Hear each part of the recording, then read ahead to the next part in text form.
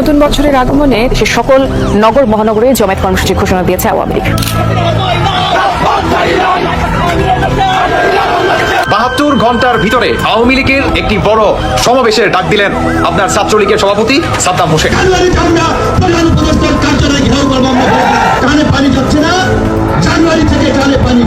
আমাদের গ্রাম বাংলায় একটা কথা আছে, সেটা কি জানেন যে পোলাপানের প্রস্রাবে কখনো পিছলা খেতে নেই। ডক্টর মোহাম্মদ ইউনূস শুরু থেকেই কিন্তু তিনি একই কথা বলে আসতেছিল যে আমাকে সমন্বয়কারীরা।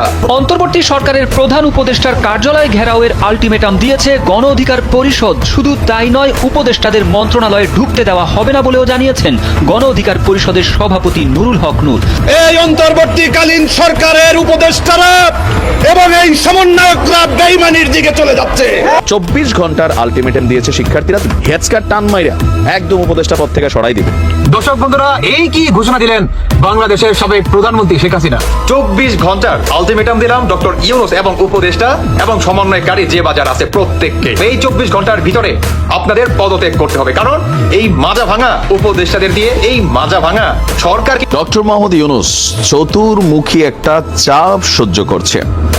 এখন এই চাপটার মধ্যে প্রধান একটা চাপ যেটা ওনার জন্য বুমেরাং হতে পারে, সেটা হচ্ছে যে ডক্টর মোহাম্মদ ইউনূস আজকে যে চেয়ারটায় বসেছেন, নিশ্চিত গন্তব্য ছিল জেল। দেশে ফিরবেন নাকি ফিরবেন না এই চিন্তায় যখন তিনি প্যারিসে বসে মগ্ন, তখনই বাংলাদেশে ঘটে গেল সেই ঐতিহাসিক ঘটনা।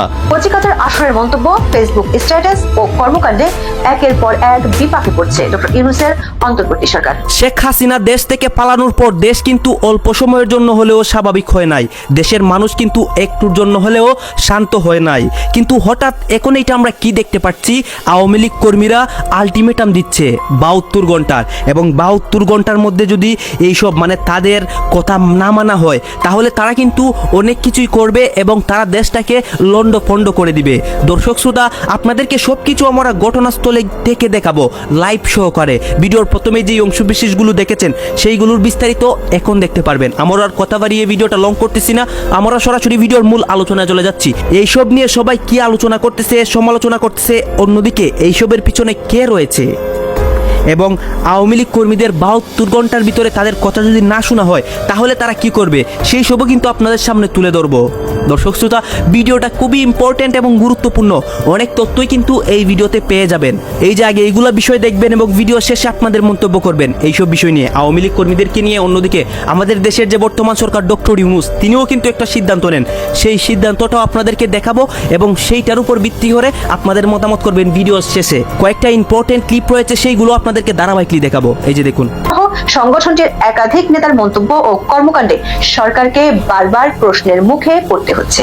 আমাদের অনুসন্ধান বলছে, বৈষম্য বিরোধী আন্দোলনের 10 জন নেতার কমপক্ষে 20টি মন্তব্য ও কর্মকাণ্ডে সরকারকে গত 4 মাসে বেশ কয়েকবার বিব্রতকর পরিস্থিতিতে পড়তে হয়েছে। কখনো কখনো পরিস্থিতি এমন হয়েছে যে সংগঠনটির নেতারা নিজেদের মন্তব্য প্রত্যাহার করে ক্ষমাও চেয়েছেন। সরকার একাধিক সূত্র বলছে, বৈষম্য বিরোধী ছাত্র আন্দোলনের সমন্বয়ক ও নেতাদের এমন মন্তব্য ও কর্মকাণ্ডের জন্য দেশের প্রতিষ্ঠিত রাজনৈতিক দল, প্রশাসন এবং বিদেশি অনেক দূতাবাসের সাথে সরকারের দূরত্ব বাড়ছে। চলুন যাওয়া যাক বিশ্লেষণে। কোটা সংস্কার দাবিতে 1 জুলাই 2024 সালে আত্মপ্রকাশ করেছিল বৈষম্য বিরোধী ছাত্র আন্দোলন।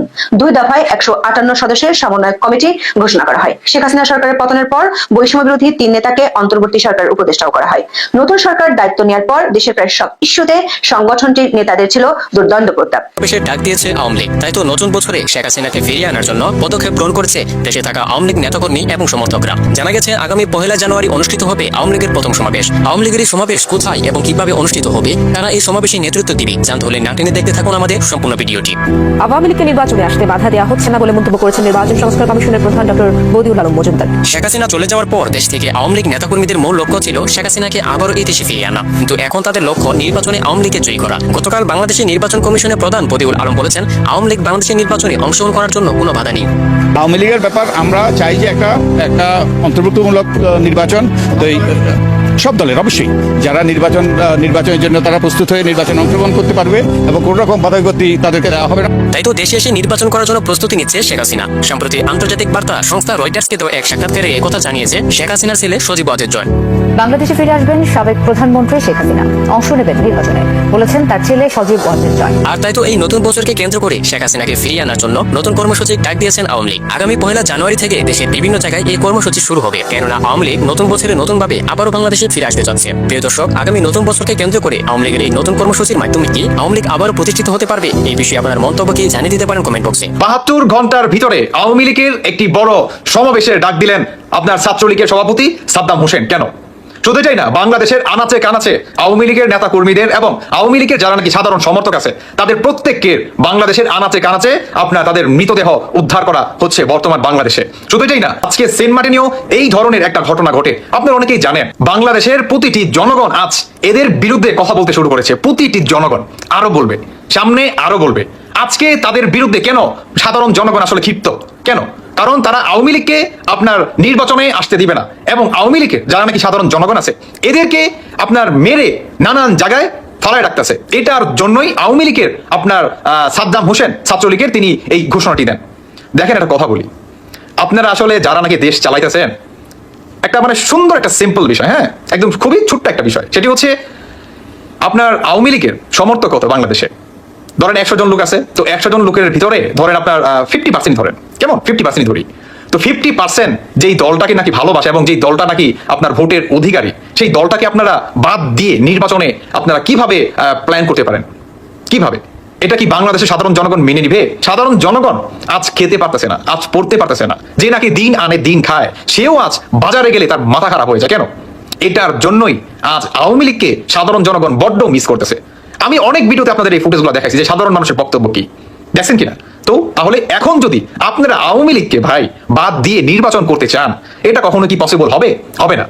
এখন আওয়ামী লীগের যে ছাত্রলীগ আছে, তিনি আপনার সাদ্দাম হোসেন এই ভাষণটি কেন দেন যে আপনার 72 ঘন্টার ভিতরে এই আওয়ামী লীগের বড় একটি সমাবেশ হতে যাচ্ছে ঢাকার ভিতরে? কেন হবে? কেন 72 ঘন্টার ভিতরে? কেন? কারণ তারা যদি ভাই সঠিকভাবে টাইমটা বলে দেয়, তাদের আপনার জেলে দিবে, তারপর হচ্ছে আপনার গণপিটুনি দিবে, আপনার এটা করবে সেটা করবে, এটার জন্যই 72 ঘন্টার একটি সময় দেয়। মানে যে কোনো সময় হতে পারে, রাতে হতে পারে, দিনে হতে পারে। এমনকি আপনার ওই যে 100 জন লোক দৌড়াইতেও আন্দোলন কিংবা মিছিল মিটিং করতে পারে, যেমনটা করছে আপনার এই 17টা বছর বিএনপি।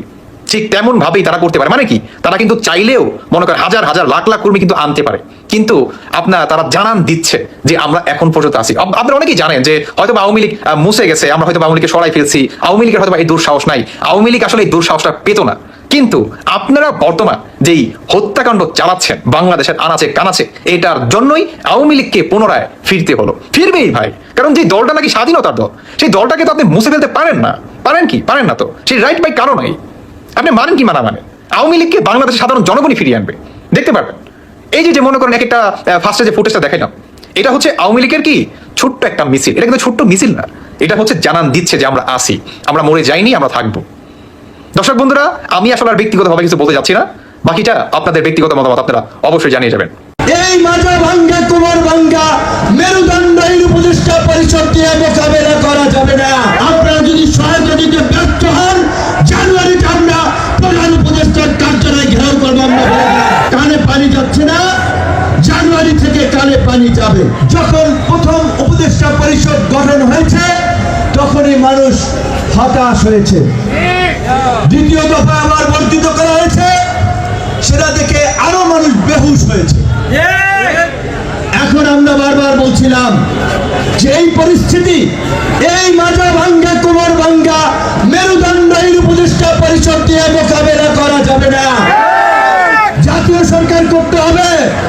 তারা শুনলেন না, তারা তাদের সিন্ডিকেটের বাইরের কোন লোককে সরকারে ঢুকাতে পারলেন না, যার ফলে এই 5ই আগস্ট, এই জুলাই বিপ্লবে হাসিনার পতনকে কেন্দ্র করে আমাদের মধ্যে যে জাতীয় ঐক্য তৈরি হয়েছিল, আজকে সেই জাতীয় ঐক্য এখন বিভক্ত হয়েছে। আরেকজন প্রতিমন্ত্রী নেওয়া হয়েছে, তারপরেও 4 মাস এখন পর্যন্ত এই ভুক্তভোগীদের ক্ষতিপূরণ এবং চিকিৎসা নিশ্চিত করার জন্য দৃশ্যমান কোনো অগ্রগতি আমরা দেখি নাই। স্বাস্থ্য মন্ত্রণালয়কে আমরা বলতে চাই, জানুয়ারিতে যদি আমরা কোনো অভিযোগ পাই যে কেউ চিকিৎসা পায় নাই, ক্ষতিপূরণ দেওয়া হয় নাই, পরিষ্কারভাবে বলে দিচ্ছে মন্ত্রণালয়ে ঢুকতে পারবেন না। আপনাদের সময় ডিসেম্বর পর্যন্ত ওই আমলাতান্ত্রিক জটিলতা আমরা দেখতে চাই না। সমাজ কল্যাণ মন্ত্রণালয় করবে, নারী শিশু কল্যাণ মন্ত্রণালয় করবে, অর্থ মন্ত্রণালয় টাকা দেবে, এই সমস্ত ভাঙচুর ভাটাবাজি বাদ দিবেন। ডিসেম্বরের মধ্যে আহত পরিবারকে 12 লক্ষ টাকা এবং নিহত পরিবারকে 1 কোটি টাকা করে আপনারা যদি সহায়তা দিতে ব্যর্থ হন, জানুয়ারিতে আমরা প্রধান উপদেষ্টার কার্যালয় ঘেরাও করবো। আমরা বারবার বলছিলাম এই সরকার আমাদের সরকার, নতুন সরকার, সরকারকে স্থিতিশীল করতে দিতে হবে। আমরা সরকারকে সহযোগিতা করব, কিন্তু তারা আমাদের সহযোগিতা পেয়ে পেয়ে মাথায় পেয়ে বসে কাজ করে না। ডক্টর মোহাম্মদ ইউনূস চতুর্মুখী একটা চাপ সহ্য করছে। এখন এই চাপটার মধ্যে প্রধান একটা চাপ যেটা ওনার জন্য বুমেরাং হতে পারে, সেটা হচ্ছে যে ডক্টর মোহাম্মদ ইউনূস আজকে যে চেয়ারটায় বসেছেন, নিশ্চিত গন্তব্য ছিল জেল। দেশে ফিরবেন নাকি ফিরবেন না এই চিন্তায় যখন তিনি প্যারিসে বসে মগ্ন, তখনই বাংলাদেশে ঘটে গেল সেই ঐতিহাসিক ঘটনা, শেখ হাসিনার পলায়ন। এরপরে রাতারাতি একদম জেলের থেকে সোজা আপনার একদম প্রধান উপদেষ্টার বাসভবন, রাষ্ট্রের সর্বোচ্চ সম্মানিত পদটাতে তিনি আসীন হলেন। আসীন হওয়ার পরে এই যে একটা সিস্টেমকে তিনি রান করতে চাচ্ছেন, তার যে সহযোদ্ধারা আছেন তারা আসলে কতটুকু ক্যাপাবল একটা রাষ্ট্রকে পরিচালনা করার জন্য। যথেষ্ট বয়স্ক মানুষ, সবাই অভিজ্ঞ, সম্মানিত, যার যার জায়গায় কর্মস্থলে যথেষ্ট বিচক্ষণ ছিলেন, কিন্তু যখন রাষ্ট্রের অতি গুরুত্বপূর্ণ মন্ত্রণালয়গুলোর দায়িত্ব তারা পেলেন, মোটামুটি বেশিরভাগ জায়গায় তাদের ব্যর্থতার গল্প প্রতিনিয়ত উঠে আসছে, সফলতা হচ্ছে অনেক দিকে। কিন্তু সবচেয়ে বেশি ঝামেলায় যে সেক্টরটায় পড়ছেন এটা হচ্ছে এই গণ অভ্যুত্থানকে এই রূপে নিয়ে আসতে যে সকল ছাত্ররা আহত হয়েছেন, যে সকল ছাত্ররা নিহত হয়েছেন, তারপর হচ্ছে যারা এই মুহূর্তে অন ট্রিটমেন্ট আছেন বা আন্ডার ট্রিটমেন্ট আছেন, তাদের ইস্যুটা কিন্তু একটা প্রধান ভূমিকা পালন করছে। এই ইস্যুতে দেশের মানুষের একটা বক্তব্য যে তোমরা কেউ মন্ডা খাচ্ছ, কেউ মিঠাই খাচ্ছ, কেউ ব্র্যান্ডের জ্যাকেট পরছো, কেউ বিদেশ ভ্রমণ করছো, অ্যাপলের আইফোন ব্যবহার করছো, আবার তোমাদেরই বন্ধুরা যাদের কারণে তোমরা এই জায়গাতে আসো, কেউ 2-4টা গাড়ি নিয়ে ঘুরতেছো, আর বাকিরা হাসপাতালে বিনা চিকিৎসায় বা চিকিৎসা প্রপার যেটা হওয়া দরকার সেটা হচ্ছে না। এগুলা কিন্তু একটা বৈষম্য তৈরি করছে। আর এই ইস্যুগুলো নিয়ে যারা রাজনীতি করেন অবশ্যই সরকারকে চাপ দিবেন। ভিপি নূর আপনার অন্তর্বর্তী সরকার প্রধানের উপদেষ্টার যে কার্যালয় আছে, ডক্টর ইউনূসের কার্যালয় ঘেরাও করার হুমকি দিয়েছেন গণ অধিকার পরিষদ। গণ অধিকার পরিষদের সভাপতি নূর বলছেন, আমরা পরিষ্কার করে বলতে চাই, ডিসেম্বরের মধ্যে আহতদের 1/2 কোটি, নিহতদের 1 কোটি টাকা ক্ষতিপূরণ দেওয়া না হলে জানুয়ারিতে ডক্টর ইউনূসের কার্যালয় ঘেরাও করা হবে। উপদেষ্টাদের কাউকেই মন্ত্রণালয়ে ঢুকতে দেওয়া হবে না। খুবই সুন্দর এবং গুরুত্বপূর্ণ সিদ্ধান্ত। আমরাও মনে করি রাষ্ট্রের তো টাকার অভাব নাই ভাই। এখন যেই ছেলেপেলেগুলো আহত হয়েছে, যারা নিহত হয়েছে, কারোর বাড়িতে কালকে দেখলাম যে 59 জনকে তারা 3 কোটি টাকার কাছাকাছি দিচ্ছে, তাহলে এবারে কত পড়ছে, তারা 5 লাখ টাকাও পায় নাই। 59 জনকে 5 লাখ টাকার মতন পাইছে, কেউ একটু বেশি একটু কম। তো আহত নিহতদের পরিবার সম্ভবত এই টাকাটা পাইছে। 5 লাখ টাকা একটা মানুষের জীবনের দাম আজকের দিনে। আর তোমরা যারা বৈশা আছো, তোমরা ভাই এখানে রাজার মতন লাইফ কাটাচ্ছ, এটা কিন্তু বৈষম্যের একটা শিকার হচ্ছে। গতকালকে মানারাত ইন্টারন্যাশনাল ইউনিভার্সিটির বিপরীতে হাতিরঝিল ঝিলপাড়ে ঢাকা মহানগর উত্তর গণ অধিকার পরিষদের একটা প্রোগ্রামে গণঅভ্যুত্থানের শহীদদের স্মরণে এবং আহতদের সুস্থতা কামনায় অনুষ্ঠিত দোয়া আলোচনা সভায় তিনি বলছেন যে বারবার আহত নিহতদের সহযোগিতা এবং ক্ষতিপূরণের কথা বললেও সরকারের কানে পানি যাচ্ছে না। সরকারকে স্থিতিশীল করার জন্য শুরুতে দাবি দাওয়া নিয়ে বিভিন্ন গ্রুপকে আন্দোলন না করতে আমরা নিষেধ করেছি, অনেককেই থামিয়েছি, কিন্তু সরকার আমাদের কথা শুনছেন না। আমরা বারবার বলছি, বিপ্লবের পরে প্রতি বিপ্লবের ঝুঁকি থাকে। বিপ্লব নস্যাৎ করতে অনেকে ষড়যন্ত্র করে, জাতীয় সরকার গঠন করে এই সংকট মোকাবেলা করুন। তারা বলছেন যে পরিচিত সার্কেল, বন্ধুবান্ধব, সহকর্মীদের নিয়ে উপদেষ্টা পরিষদ গঠন করেছে এই সরকার, যা গণঅভ্যুত্থানের অংশীজনদেরকে হতাশ করেছে। 4 মাসেও দেশ আগায় নাই। আওয়ামী লীগ সরকারকে পুনর্বাসনের ষড়যন্ত্র চলছে, নির্বাচন নিয়ে সরকার রাজনৈতিক দলগুলোর মধ্যে বিভাজন শুরু হয়েছে, জাতীয় সরকার জরুরি। এছাড়া যারা আহত হয়েছেন, নিহত হয়েছেন, শহীদ জুলাই স্মৃতি ফাউন্ডেশন এখানে 100 কোটি টাকা আছে, এই টাকায় না হলে অন্যভাবে সরকার এটা ব্যাকআপ করতে হবে, অতি দ্রুত চিকিৎসার ব্যবস্থা করতে হবে, সবগুলোই জরুরি। কিন্তু কোনো এক অজানা কারণে বারবার এই ঘটনাগুলোকে রিপিটেড সবাই বলছে, কিন্তু কাজ হচ্ছে না। কেন? আমরাও জানতে চাই কেন। আর এগুলা ডক্টর ইউনূসের জন্য একসময় কিন্তু বুমেরাং হবে, এমনও হতে পারে তাকেও ভবিষ্যতে দেশ ছেড়ে চলে যেতে হতে পারে। আজকে বাংলাদেশে একটি জিনিস নিয়ে আলোচিত হচ্ছে এবং মানুষের মনে প্রশ্ন যাচ্ছে যে আমরা দেখলাম যে একজন সমন্বয়ক, তার নাম হচ্ছে আব্দুল হান্নান মাসুদ, উনি একজন মাদ্রাসায় পড়াশোনা করা একজন ছাত্র, বাট উনি যখন ওনার এলাকায় হাতিয়াতে গিয়েছেন তখন উনি 86টি তোরণ নির্মাণ করা হয়েছে ওনার জন্য। উনি 86টি তোরণ নির্মাণ করেছেন এলাকার মধ্যে, এলাকায় উনি যখন গিয়েছেন। এখন আমার প্রশ্ন, দেশবাসীর কাছে আমার প্রশ্ন, জাতির কাছে আমার প্রশ্ন, ছাত্র জনতার কাছে প্রশ্ন, বিশেষ করে ছাত্রদের কাছে, তরুণ সমাজের কাছে আমার প্রশ্ন যে ভাই, আপনারা আমাদের ছোট ভাই, আপনারা আমাদের আদরের সন্তান, আপনারা কি ছাত্রদেরকে প্রতিনিধি করেছিলেন, সমন্বয়কদের ডাকে আন্দোলন গিয়েছিলেন কিসের জন্য? কোঠা বিরোধী আন্দোলনের জন্য। মানে আপনারা কোনো মুক্তিযোদ্ধা কোঠা বা অন্য কোঠাগুলো চান না। আপনাদের সেই আন্দোলনের সাথে অনেকেই যাদের স্বার্থ সংশ্লিষ্ট বিষয় ছিল বা অনেকেই যারা কোটা চান না তারা গিয়েছেন, বা আপনারা হয়তো গিয়েছেন। এটা আপনার ব্যক্তিগত অধিকার, আপনার সে অধিকার আছে। আপনি যদি কোটা প্রথা না চান আপনি এটা সমর্থন করবেন না, এটাই স্বাভাবিক, কারণ সে অধিকার আপনার আছে একটি দেশের মধ্যে। কিন্তু আমার প্রশ্ন, আপনাদেরও মনে হয় এখন আপনাদেরও প্রশ্ন, আপনাদের পক্ষ থেকে আমি সেই প্রশ্নটা করছি যে কিভাবে একজন ছাত্র যে মাদ্রাসাতে পড়াশোনা করেছে, 2 দিন আগেও যে ছেলেটি মেসে থাকতো, এখন সেই ছেলেটি তার এলাকার মধ্যে 86টি তোরণ নির্মাণ করে। আপনি চিন্তা করেন তো, একবার দেখেন তো যে শুধু তার ওই সফরটার জন্য কত লক্ষ টাকা খরচ করেছে। আপনি দেখেন। আচ্ছা ধরেন যে আপনি যদি ধরে নেন যে একটা তোরণ নির্মাণ করতে যে এলাকা তোরণ নির্মাণ করা হয়েছে, এভারেজে ধরেন 1 লক্ষ টাকা খরচ হয়েছে। শুধু তোরণ নির্মাণ তো বিষয় না, ওই তরুণের সাথে যারা জড়িত ছিল, যারা কাজ করেছে, যারা ওই ছেলেবেলেগুলোকে খানা দানা, টাকা পয়সা, তোরণ নির্মাণ সবকিছু খরচ মিলিয়ে ধরেন একটা তোরণ নির্মাণ করতে যদি 1 লক্ষ টাকা খরচ হয়, তাহলে 86টি তোরণ নির্মাণ করতে 86 লক্ষ টাকা খরচ হয়েছে। এটা হচ্ছে শুধু তোরণ নির্মাণের বিষয়।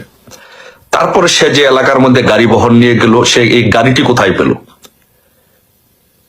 সে তো কালকে গত কিছুদিন আগেও সে একজন মাদ্রাসার শিক্ষার্থী ছিল, সে একজন ছাত্র, তার কোনো চাকরি নাই, তার কোনো পেশা নাই, তার কোনো ব্যবসা নাই। তাহলে 86টি তোরণ নির্মাণ করার জন্য এত বড় গাড়ি বহর নিয়ে এলাকায় যাওয়ার জন্য, ঢাকা থেকে হাতিয়াতে যাওয়ার জন্য এত টাকা সে কোথায় পেল? আপনাদের কাছে প্রশ্ন, এদেশের তরুণ সমাজ, ছাত্র সমাজ, আপনারা এদেশের ভবিষ্যৎ, আপনারাই আগামীতে এই দেশটাকে নির্মাণ করবেন। আমরা হয়তো থাকবো না, আপনারা এই দেশের আগামী দিনের ভবিষ্যৎ। আপনাদের কাছে প্রশ্ন যে কিভাবে আপনাদের সাথে চিটিং করা হয়েছে, কিভাবে আপনাদের সাথে প্রতারণা করা হয়েছে, আপনাদেরকে ব্ল্যাকমেইল করে, প্রতারণা করে কিভাবে একটি দেশের একটি নির্বাচিত সাংবিধানিক সরকারকে হটিয়ে একটা দেশকে বিশৃঙ্খল পরিস্থিতি সৃষ্টি করে, ভাঙচুর করে, অগ্নিসংযোগ করে, মানুষের ব্যবসা বাণিজ্য ধ্বংস করে, ছাত্র হত্যা করে, সাধারণ জনতাকে হত্যা করে, কিভাবে এই লাশের উপর দিয়ে, রক্তের উপর দিয়ে এরা আজকে 86টি তোরণ নির্মাণ করে এলাকায় গিয়ে রাজনৈতিক অভিলাষ পূরণ করে। শুধু এই বিচার বিশ্লেষণ করার দায়িত্ব ভার আপনাদের উপরে দিলাম। আপনারা আমাদের ভাই, আপনারা আমাদের সন্তান, আপনারা আমাদের বন্ধু। ছাত্র জনতা, অভিভাবক সবার কাছে এই বিচারটি দিলাম। এটি বিচার করার জন্য, বিশ্লেষণ করার জন্য আপনাদের উপরে ছেড়ে দিলাম যে গতকালকের একটি ছাত্র কিভাবে সে 86টি তরুণ নির্মাণ করে কিভাবে এত বড় গাড়ি বহর নিয়ে সে এলাকার মধ্যে যায়। এই হচ্ছে একটি বিষয়। দেখেন আপনারা ওনারা কি করছে। আপনারা আন্দোলন করেছিলেন কোটা সংস্কারের জন্য, অথচ সেই কোটা সংস্কারের আন্দোলন শেষে ওরা এই সুযোগটাকে ব্যবহার করে ওরা রাজনৈতিক ফায়দা নেওয়ার চেষ্টা করছে। এবং সাম্প্রতিককালে বাংলাদেশে যে বন্যা হয়েছে, বন্যার সময় আপনারা দেখেছেন, আপনারা যারা ব্যাংকের জমানো টাকা সহ আপনাদের পরিবারের সদস্যরা যারা নিজেদের খরচ কমিয়ে আপনারা বন্যার্থীদের জন্য সাহায্য করেছেন, সেই টাকা দিয়ে ওরা গাড়ি কিনেছে, রাজনৈতিক অভিলাষ পূরণ করেছে এবং স্বীকার করেছে, ওরা নিজেরাই বলেছে যে 10 কোটি টাকা ওরা ব্যাংকে রেখে দিয়েছে। আসলে টাকা প্রায় 200 কোটি টাকার মতো বন্যার্থীদের জন্য সাহায্য উঠেছে। এই টাকা কোথায় গেল? কেউ কি বলতে পারবেন যে বন্যার্থীদের জন্য কোনো টাকা পেয়েছেন? পান নাই। এই টাকা দিয়ে ওরা ফান্ড গঠন করে রাজনৈতিক অভিলাষ পূর্ণ করছেন। ক্ষমতায় যাওয়ার ঘুরে ওরা মত্ত হয়ে ওরা এখন গাড়ি নিয়ে, দামি দামি গাড়ি নিয়ে জনসভা করে বেড়াচ্ছেন, দামি দামি গাড়ি নিয়ে রাজনৈতিক অভিলাষ পূরণ করছেন। তাই আমাদের প্রশ্ন, দেশ জাতির প্রশ্ন, সবার প্রশ্ন, আসুন আমরা এর সুরাহা বের করি, আমরা খুঁজে বের করি যে কারা রাজনৈতিক অভিলাষ পূরণ করার জন্য এই ছাত্রদেরকে হত্যা করে মানুষের জনগণের টাকা নিয়ে আজকে 86টি তরুণ নির্মাণ করে এলাকার মধ্যে জনসভা করছে, বিশাল গাড়ি বহন নিয়ে যাচ্ছে। এই টাকা কোথায় থেকে আসছে? এই টাকা আপনার টাকা, আমার টাকা, দেশের টাকা। এরা যদি এখনই এই রাজনৈতিক অভিলাষ, রাজনৈতিক ভোগবিলাস শুরু করে, এই ছেলেগুলো যদি ক্ষমতায় যায়, তাহলে আপনার গলার মধ্যে ছুরি দিয়ে আপনাকে হত্যা করে টাকা নিয়ে ওরা বিদেশে গিয়ে এনজয় করবে।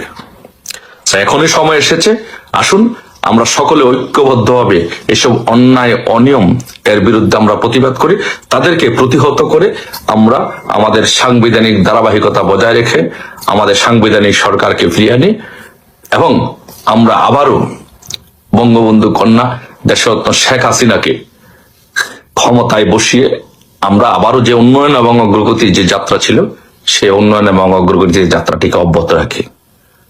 সবাই ভালো থাকবেন।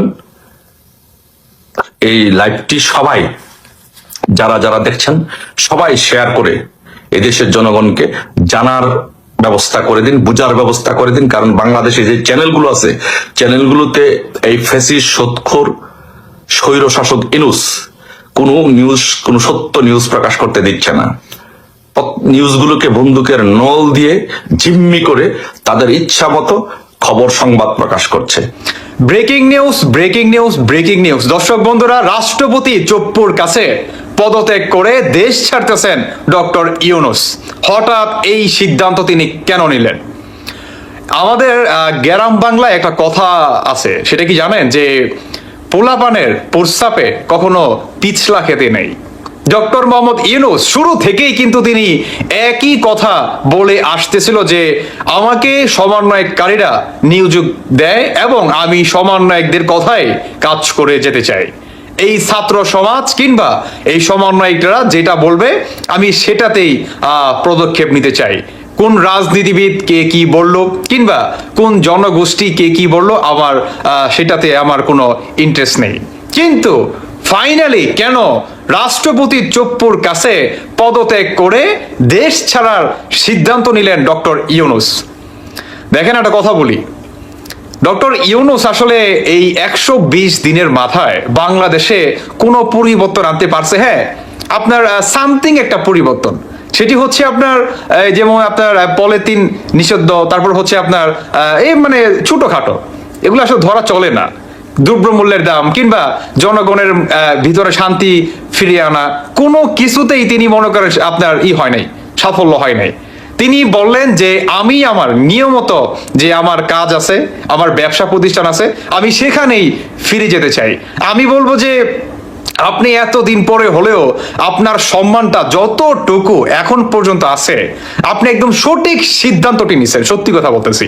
কারণ আপনি একের পর এক এই পোলাপানের পুরসাপে আপনি যে পরিমাণ পিছলা একের পর এক আপনি খাইতেছিলেন, কোনো রাজনীতিবিদের কথা শুনতেছিলেন না, জনগণের দিকে আপনি তাকাচ্ছিলেন না।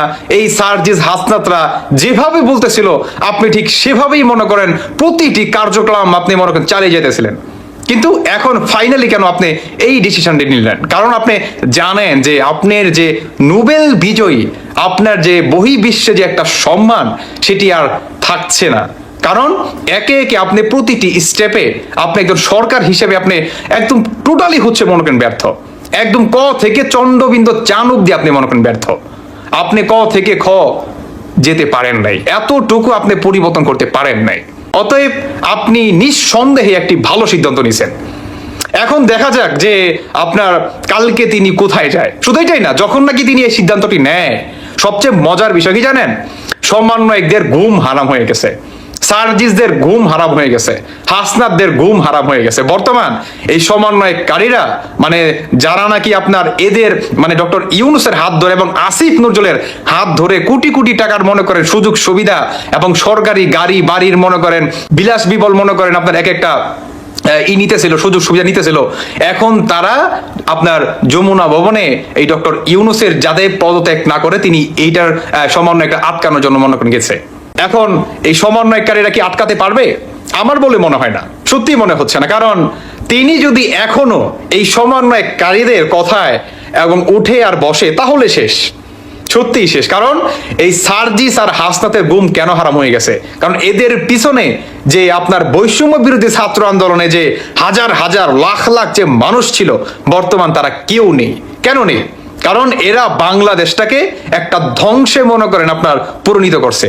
বাংলাদেশটাকে দ্রব্যমূল্যের দাম আকাশচুম্বী, সাধারণ মানুষের বক্তব্য শুনছে না, কিংবা আপনার এই আন্দোলনে বিশেষভাবে এই আন্দোলনে যে সমস্ত ছাত্র ভাইয়েরা নাকি আপনার খুবই গুরুতরভাবে আহত, তাদেরকে মনে করেন দেখতেছে না, কিংবা তাদেরকে চিকিৎসার জন্য তাদেরকে কোনো সুযোগ সুবিধা দিচ্ছে না। এদের পিছনে বর্তমান বাংলাদেশে কোনো জনগণ নেই। কেন নেই? আজ এটার জন্যই নেই। যখন নাকি আসলে ডক্টর ইউনূস এই আপনার ঘোষণাটি দেন এবং এই সিদ্ধান্তটি নেন, তারা মনে করেন আপনার খাওয়া নাই, দাওয়া নাই, কিচ্ছু নাই, আপনার যমুনা ভবনে দৌড় মারছে। কেন?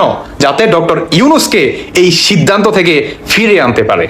তবে দেখা যাক, তিনি তো ডিরেক্ট বলে দিলেন যে আমি আসলে আর থাকছি না, কারণ আমাকে দিয়ে আর হবে না। কারণ বাংলাদেশে তার যেইভাবে সমালোচনা হচ্ছে, হওয়ার কথা ভাই, কেন হবে না? কারণ তিনি তো পোলাপানের প্রস্তাবেই মনে করেন পিছলা খাবে। তাহলে তার হবে না সমালোচনা, কি আমার হবে বা আপনার হবে, আমাদের হবে? বলেন। যে নাকি বাংলাদেশের আপনার যেখানে নাকি বাংলাদেশের বড় বড় যে পলিটিশিয়ান আছে, রাজনীতিবিদ আছে, তাদেরকে কোনো তওক্কা নাই, তাদের সিদ্ধান্তের কোনো ভ্যালু নাই, মানে সমস্ত ভ্যালু মনে করেন এদের। তাহলে কি বর্তমান এদের এই সাজাটা ঠিক আছে না? কি বলেন আপনারা? আমি বলবো ডক্টর ইউনূস সাহেব, আপনি পদত্যাগটা করে ফেলেন প্লিজ। আপনার যমুনা ভবনে বর্তমানে সমন্বয়কারীরা সবাই গেছে, কিন্তু সবচেয়ে আরেকটা মজার বিষয় কি জানেন? কোনো আপনার রাজনীতিবিদ কেউ যায় নাই, কেউ না তাকে এই সিদ্ধান্ত থেকে মনে করেন ফিরিয়ে আনার জন্য, কেউ না। একমাত্র এই সমন্বয়কারীরাই মনে করেন গেছে। কারণ তারা জানে যে ইউনূস যদি চলে যায় তাদের অবস্থার 12টা বেজে যাবে, সত্যি 12টা বেজে। কারণ এরা তো দেশটার মনে করেন 12টা বাজায় রাখছে। এখন দেখা যাক যে সমন্বয়কারীরা ডক্টর ইউনূসকে আসলে এই সিদ্ধান্ত থেকে মনে করেন ফিরে আনতে পারে কিনা। দর্শক বন্ধুরা, যে যেখান থেকে এই ভিডিওটি দেখতেছেন, আপনারা অবশ্যই আপনাদের ব্যক্তিগত মতামত জানিয়ে যাবেন। তবে আরেকটা কথা, যদি আপনার ডক্টর ইউনূস যদি পদত্যাগ করে ফেলে, মানে তিনি তো সিদ্ধান্ত নিয়েই ফেলছে, এখন সমন্বয়করা যদি ব্যর্থ হয়, তাহলে বাংলাদেশে আমার মনে হয় মিষ্টির আকাল হবে না। মেবি সকল শ্রেণীর স্বাধীনতা অর্জনের চেয়ে রক্ষা করা কঠিন। আবার মাঝে মাঝে এমন হয় যে আপনি একটা ঘটনা ঘটিয়ে দিয়েছেন, তো সেই ঘটনাটা আপনি যখন ঘটিয়ে দিয়ে সফলতা পেয়েছেন, তো ব্যর্থতা একটা শ্রেণী বরণ করেছে। যারা ব্যর্থ হবে তারা প্রতিশোধ পরায়ণ হতে পারে। আবার এই সফল এবং ব্যর্থ শ্রেণীর মধ্যে আরেকটা টিমও তৈরি হতে পারে, সেটা হচ্ছে ষড়যন্ত্রকারী। বাংলা সিনেমাতে আমরা দেখেছি এক সময় যে রাজ্জাকার রাজীবের মধ্যে বা হুমায়ুন ফরিদির মধ্যে ঝগড়া হয়েছে। তো তো রাজ্জাক ক্ষিপ্ত মাথায় এক পর্যায়ে বলতে হুমায়ুন যে তোকে আমি দুনিয়া থেকে বিদায় করে দিব, এটা রাজ্জাক রাগের মাথায় বলছে। পরবর্তী সময় দেখা গেল পরের দিন হুমায়ুন ফরিদি মারা গেছে। অসংখ্য সাক্ষী, ভাই তোমাদের তো খবর আছে তাই না, তুমি কালকে বলছো আমরা সবাই সাক্ষী, রাজ্জাককে ধরে নিচ্ছে। তো রাজ্জাকের ছেলে সাকিব খান বা মান্না বড় হওয়ার পর টের পাইলো যে রাজীব আরেকজন ভিলেন, যে আসলে রাজ্জাকের ওই কথাটাকে ব্যবহার করে ঘটনা ঘটাই দিছে। এটা সমাজের বাস্তব চিত্র। তা আমরা এই কথাটা কেন বললাম, বৈষম্য বিরোধী ছাত্র আন্দোলনের যারা নেতারা আছেন অথবা ছাত্ররা আছেন তাদেরকে ঘিরে একটা ঘটনা কিন্তু ঘটছে। তিনটা হত্যার ঘটনা ঘটেছে যারা এই আন্দোলনকে নেতৃত্ব দিয়েছেন প্রাইভেট ইউনিভার্সিটির। সেই তালিকা নতুনভাবে আরেক দিকে মোড় নিচ্ছে। আপনার খালেদ হাসান নামক বৈষম্য বিরোধী ছাত্র আন্দোলনের একজন সহ সমন্বয়ক এবং ঢাকা বিশ্ববিদ্যালয় 2021-22 সেশনের শিক্ষার্থী খালেদ হাসানকে খুঁজে পাওয়া যাচ্ছে না। আমরা যখন পর্যন্ত নিউজটা করছি তার পরিবার দুশ্চিন্তায় আছেন, গণমাধ্যমগুলো নিউজ করছে, পুলিশ অনুসন্ধান করছেন যে কোথায় নিখোঁজ হয়ে গেছে খালেদ হাসান। তারও পরিণতি কি সেই গুপ্ত হত্যার শিকার যারা হয়েছেন তাদের মতোই হচ্ছে, নাকি আসলে অন্য কোথাও তিনি আছেন আউট অফ কন্ট্যাক্ট? বাট এতক্ষণ সময় আউট অফ কন্ট্যাক্ট থাকার কথা না। আপনার গতকালকে বিকেল থেকেই তার কোনো সন্ধান পাওয়া যাচ্ছে না বলে জানিয়েছে বৈষম্য বিরোধী ছাত্র আন্দোলনের যিনি আরেকজন সমন্বয়ক আছেন নুসরাত তাবাসসুম। খেয়াল থাকার কথা, সেই শিক্ষার্থী যিনি ডিবি হারুনের যে অফিসে যারা বন্দী ছিল তাদের মধ্যে একজন হচ্ছে নুসরাত তাবাসসুম। নিজের ভেরিফাইড ফেসবুক আইডিতে দেওয়া এক পোস্টে নুসরাত বলছে বৈষম্য বিরোধী ছাত্র আন্দোলনের সহ সমন্বয়ক খালেদ হাসানকে বিকেল থেকে খুঁজে পাওয়া যাচ্ছে না। তো আমি যখন নিউজটা করছি প্রায় ওই সময়ের সাথে যদি আমরা হিসাব করি আপনার 16 ঘন্টার কাছাকাছি, 16 ঘন্টা আমি যখন নিউজটা আপডেট করছি পত্রিকাগুলো ঘাটলাম যে খালেদের কোনো খোঁজ পাওয়া গেল নাকি পাওয়া গেল না। তো খালেদের কি জীবনের কোনো হুমকি ছিল অথবা তার কোনো থ্রেট ছিল কিনা, যেহেতু সে একজন সমন্বয়কের পরে আমরা যদি ধরি সমন্বয়করা মন্ত্রী, তাহলে সহ সমন্বয়করা হচ্ছেন প্রতিমন্ত্রী অথবা এমপি লেভেলের একজন ক্যারেক্টার, সামহাও আমরা যদি ক্যালকুলেশন করি। সো গুরুত্বপূর্ণ একটা পদে ছিল। ইভেন তার যে ছবিটা ভাইরাল হয়েছে আপনারা দেখেছেন কি ধরনের ভূমিকা সে রেখেছিল, তার ফেসটাও পরিচিত, আর ঢাকা ইউনিভার্সিটির শিক্ষার্থী। তো নুসরাত তাবাসসুম যিনি সমন্বয়ক আছেন তার বক্তব্য হচ্ছে আন্দোলনে বেশ সক্রিয় ছিল এই খালেদ। পুরো আন্দোলনকে ঘিরে যে সকল ছাত্ররা নেতৃত্বের জায়গাটাতে দিনরাত শ্রম দিয়েছেন, মিডিয়াতে অ্যাক্টিভ ছিলেন, ইভেন অনেকের সাথে বাকবিতণ্ডা দ্বন্দ্বে লিপ্ত হয়েছিলেন, প্রশাসন থেকে শুরু করে যাদের টার্গেটের মধ্যে লিস্টে আসার কথা এদের মধ্যে কিন্তু খালেদ একজন। তার জীবনের উপর নানান থ্রেট ছিল। এখন খালেদের পরিণতি কি ঘটেছে আমরা নিশ্চিত করে বলতে পারছি না। তবে যেহেতু 3জন ছাত্র এরকম মিসিং ছিল, পরে তাদের দেহ পাওয়া গেছে মৃত অবস্থায়, সো খালেদের ইস্যুটাতে তার পরিবার টেনশনে আছে, তার সহপাঠীরা টেনশনে আছে। প্রশাসন সর্বোচ্চ অভিযান চালাচ্ছে খালেদের অবস্থান আবিষ্কার করতে। যদি আপনাদের আশেপাশে খালেদকে দেখে থাকেন তাহলে 999 নম্বরে ফোন করে তার তথ্য দিন। কোনো সাসপিশিয়াস ঘটনা হলেও সরকারকে বা পুলিশকে তথ্য দিন। তবে বৈষম্য বিরোধী ছাত্র আন্দোলনের পোলাপাইনগুলোর জন্য একটা দুশ্চিন্তার অবস্থান কিন্তু তৈরি হচ্ছে।